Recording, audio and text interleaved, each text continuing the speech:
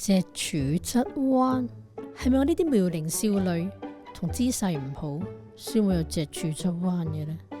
其實係咪成日孭重嘢搞到咁呢？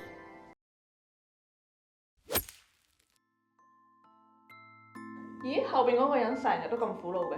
唉，係啦，我哋其實治療咗脊柱側彎咁耐，都好明白有好多人對脊柱側彎唔係好認識，唔係好了解。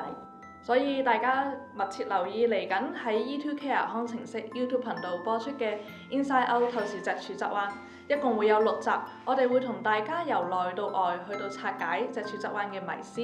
喺第3集裏邊，我哋會講下脊柱側彎嘅成因啦，佢嘅影響啦，同埋邊一類人咧會最容易患上脊柱側彎嘅。